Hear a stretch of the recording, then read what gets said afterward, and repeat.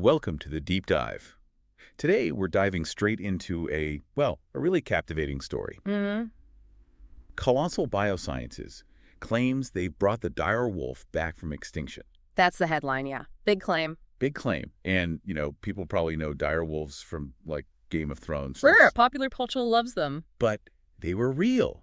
Real predators roaming the Americas, north and south, for ages. Hundreds of thousands of years before they disappeared, about 12,000 years ago? Exactly. So our mission here in this deep dive is to really unpack the science. Right. Look at the claim, the controversy, the different viewpoints. We've got takes from the scientists, BBC News, and just try to understand what brought back actually means in this context. Totally. Because it's not maybe as straightforward as it sounds. Nah. And central to this are these animals Colossal has created. Romulus and Remus, the 6-month-olds. Yeah, and BBC mentioned the younger one too, Khaleesi. That's right, Khaleesi. Okay, so let's get right into it. What exactly is Colossal saying they did? And crucially, how? So Colossal, they're pretty clear. They state they have de-extincted the dire wolf. Just like that? Wow. Yeah. And their method relies on, their words, deft genetic engineering and ancient DNA. Okay. The core tech here is multiplexed CRISPR editing. Right, CRISPR, the gene editing tool. Applied to what? Applied to the genome of the gray wolf, Canis lupus. Because the gray wolf is the closest living relative. Exactly. To the extinct dire wolf, Endangered. Though we'll get into how close really is later. Okay, so CRISPR editing. What specific changes are we talking about? What did they actually tweak? They made 20 specific edits across 14 different genes. Right. And these weren't random edits, I assume. No, definitely not. They chose these genes because, based on current science, they think these genes control key physical traits. Like what? What made a dire wolf look like a dire wolf? Things like their bigger size, obviously, the skull shape, those powerful jaws, musculature, even stuff like hair color, the texture, the length, trying to match the dire wolf phenotype. Fascinating. So they're kind of reverse engineering, or maybe forward engineering, a gray wolf towards a dire wolf look. Sort of, yeah, using genetic instructions. But where do they get those instructions, the blueprint for those edits? From the extinct dire wolves themselves. That's where the ancient DNA part comes in. Colossal says they sequenced the first near-complete dire wolf genome. Near-complete? From what? Fossils must be pretty old. Very old. They used DNA from two sources. A 13,000-year-old tooth. Wow. And get this, a 72,000-year-old inner ear bone. Incredible. And that gave them the sequence. Enough to do an analysis. Now, it's unpublished data. We should stress that. Right. But it builds on earlier work, like a 2021 Nature study that Colossal's chief science officer, Dr. Beth Shapiro, was involved in. Okay. And their analysis suggests, a very high genetic similarity to gray wolves, about 99.5%. 99.5%. That sounds really close, on paper anyway. It does sound close, yeah. So they identified the genetic targets from this ancient DNA. What's the next step to actually create, Romulus and Remus? Okay, so the process. They took what are called endothelial progenitor cells from gray wolf blood. Progenitor cells, like stem cells. Kinda, yeah. They can turn into various blood vessel cells. They edited the DNA in these cells using CRISPR, made those 20 changes. Got it. Edited gray wolf cells. Then what? Then they took egg cells from domestic dogs. Dogs, okay. And they performed enucleation. Basically, they removed the nucleus, the dog's own genetic material, from the egg, created a blank slate, sort of. Ah, okay. So an empty dog egg. Right. And into that empty egg, they put the nucleus from the edited gray wolf progenitor cell. So you have edited wolf DNA inside a dog egg cell. That's wild. It is pretty wild. Then they stimulated that reconstructed cell to divide, to start becoming an embryo. And then implanted it. Exactly. Once it reached the right stage, it was implanted into a surrogate mother. And again, they used domestic dogs, large breed. As surrogates, why dogs and not wolves? Just practical reasons. Size, maybe. Likely practical, yes, and probably anticipating the size of the pups. The reports say all three, Romulus, Remus, and Khaleesi, were delivered by C-section, planned C-section. Wow. I mean, it's an incredible feat of bioengineering. Genetic editing, cross-species surrogacy. It's amazing stuff. Technologically, yes. It's impressive. But there's always a but, isn't there? There's a big but here, yeah. This is where the scientific community starts asking questions. Like, is this really de-extinction? Precisely. There's significant skepticism from many experts. Okay. A key point is, are these animals actually dire wolves? Or are they, as one zoologist Philip said and put it, basically genetically modified gray wolves? Hmm. Just GM gray wolves. That's his take. It comes down to a fundamental disagreement about what de-extinction even is. And part of that skepticism revolves around the ancient DNA itself, right? You mentioned it was near complete. Exactly. It's about the limitations. Paleogeneticist Dr. Nick Rollins has this great analogy. He says ancient DNA is like taking fresh DNA and sticking it in a, quote, 500-degree oven overnight. Oof. It gets completely fragmented, just tiny shards and dust, he calls it. So you can't just, like, take that DNA and clone it like Dolly the sheep. Generally, no. It's usually far too degraded for that kind of somatic cell nuclear transfer. Dr. Rollins makes the point. Colossal didn't clone a dire wolf using intact dire wolf DNA. Right. So what do they do with that fragmented DNA then? They use the information from it. As he puts it, they use it as a guide, a template. To make those edits in the gray wolf's DNA we talked about. Exactly. They used synthetic biology methods to find those specific bits of ancient code they thought mattered for dire wolf traits, and then used CRISPR to engineer those bits into the living gray wolf genome. Okay, so it's more like targeted modification based on ancient clues, rather than a full resurrection. That's the argument, yeah. And Dr. Rollins also stresses the evolutionary distance here. How far apart are we talking? Well, dire wolves and gray wolves, they're not just different breeds, they actually belong to different genera. Different genera, like Canis for wolves and dogs and Enocean for the dire wolf. They diverged millions of years ago. Estimates vary, maybe 2.5 million, maybe up to 6 million years back. Whoa. Okay, that's a much bigger gap than, say, between a poodle and a gray wolf. Oh, absolutely. Poodles and gray wolves are the same species, Canis lupus. This is a genus-level difference, a long, separate evolutionary path. So that ties into his other point about the number of edits, right? Only 20 edits. Yeah, he points that out too. 20 edits across 14 genes sounds specific, but the whole wolf genome has something like 19,000 genes. 19,000. Okay, so 20 edits is a drop in the ocean, genetically speaking. His argument is changing that tiny fraction, even if they're important genes, doesn't suddenly recreate a species that split off millions of years ago. Right.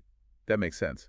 And there was another analogy someone used, comparing it to Neanderthal DNA in humans. Ah, yes. Paleoecologist Dr. Jacqueline Gill, that was a great point. What was her take? She pointed out that, many modern humans carry Neanderthal genes, sometimes more than 14 genes worth, from ancient interbreeding. Right. But we don't call ourselves Neanderthals. We're still Homo sapiens. Okay, yeah, I see. So having some specific genes doesn't make you that other thing entirely. Precisely. Her point is that a small percentage of shared DNA doesn't erase the distinct species identity or the millions of years of separate evolution.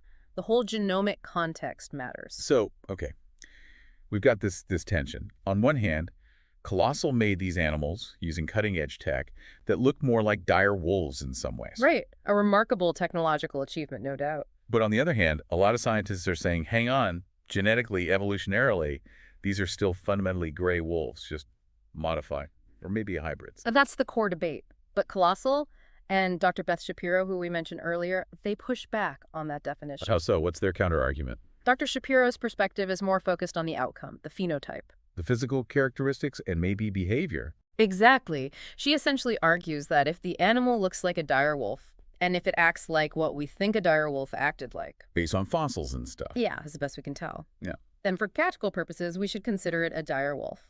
De-extinction, in her view, is recreating the characteristics of the extinct animal. So it really is a definitional argument at its heart. Is it about the genes matching perfectly or about the traits matching? That seems to be the crux of it, yeah. Genetics versus observable traits. So what are the plans for Romulus, Remus, and Khaleesi now? Are they planning to make more? A breeding program? Release them? Well, Colossal's immediate focus seems to be on kind of scaling up production, making more of these animals. Okay. They have mentioned wanting to establish a breeding program, but the details aren't really public yet. And the idea of releasing them into the wild, is that on the table? That's where scientists like Dr. Jacqueline Gill express, serious caution. Understandably. Reintroducing a large predator, even one that resembles an ancient one, into a modern ecosystem, that's complicated. Yeah, you can't just drop them in Yellowstone and hope for the best. Definitely not. There are huge ecological questions, unintended consequences for the existing environment, food webs. It needs immense study. Right. But the technology itself, the CRISPR editing, the cloning techniques, Even if the dire wolf claim is debated, this tech has other uses, right? Yeah. Especially for conservation. Absolutely. That's a really important point, often highlighted by people like Alta Charo, who's a bioethicist and advisor to Colossal. Uh-huh. She points out that these tools, developed partly for these, let's call them ambitious de-extinction projects, could be invaluable for species that are alive today but critically endangered. Like which ones? Any examples? She specifically mentions the red wolf, Canis rufus. The red wolf, critically endangered, right. Very few left. Big genetic bottleneck. Exactly. They suffer from really low genetic diversity. Colossal is actually already using cloning techniques with red wolves. Really? To do what? To try and boost that genetic variation, they've apparently created several red wolf pups through cloning to help the population's gene pool. So, okay. Even if you're skeptical about bringing back a dire wolf, the tools being honed here might help save the red wolf. That's the potential upside, yes. The knowledge and the techniques could have very real, positive conservation outcomes for species still hanging on. That's a crucial distinction. The tech versus the specific application. It is. But going back to Dr. Rollins, he also raises some, deeper philosophical questions. About extinction itself. Yeah, about how we think about extinction. If de-extinction or something like it becomes more common, what does that do to our sense of responsibility? Does it make us less worried about preventing extinctions now if we think we can just, hit undo later? That's a heavy question. Does it lessen the urgency for conservation? That's his concern. He stresses that for almost all species, extinction is still forever. We can't rely on this as a backup plan. We need to focus on the why species went extinct or are going extinct now. That's a really important, sobering thought. Does the possibility of reversal change how we view the finality of extinction? And it's clearly captured public attention, hasn't it? I saw the Time magazine cover. Oh, yeah, definitely. Huge public interest. Partly the pop culture connection, partly just the sci-fi coolness of it, I suppose. Sure. But underneath all that, the core scientific argument remains. What does it really mean to bring a species back? Okay, so let's try and wrap this up. We have Colossal saying, we did it, de-extinction. Look, it has the traits. Right. Based on genetic engineering of a close relative to mimic the phenotype. Practical de-extinction, you could call it. But then we have many scientists saying, not so fast. Genetically, evolutionarily, it's a modified gray wolf, maybe a hybrid, not the real Inoceandirus. Exactly. Arguing that true de-extinction requires a much higher bar, perhaps full genetic restoration from original material, which isn't currently feasible for something like a dire wolf, given the DNA degradation. So a clash between focusing on the characteristics versus the underlying complete genetic identity and evolutionary history. Precisely. It highlights how new technologies are forcing us to confront these really fundamental biological and even philosophical questions. The science is moving so fast. This has been, really thought-provoking. It really challenges how we define species, extinction, return. Amazing stuff. It really is. And maybe that leads to a final thought for everyone listening. Yeah. Given everything we've discussed, the 99.5% similarity, but also the millions of years of divergence, the limited edits versus the whole genome, the focus on traits versus genes, what criteria do you think matter most? When we talk about bringing back an extinct species, what's the benchmark? Is it getting the genes exactly right, even if we can't know the full original sequence? Is it getting the look and maybe the behavior right? Is it about potentially restoring an ecological role? Yeah. What does back really mean? Exactly. There are no simple answers. It's something we're all going to have to grapple with as the science continues to develop. Definitely food for thought. And if folks want to dig deeper, maybe look up that 2021 Nature study on dire wolf genetics. Good idea. Or learn more about the red wolf conservation efforts. See where these technologies are being applied right now. Great suggestion. Well, thanks for joining us on this deep dive.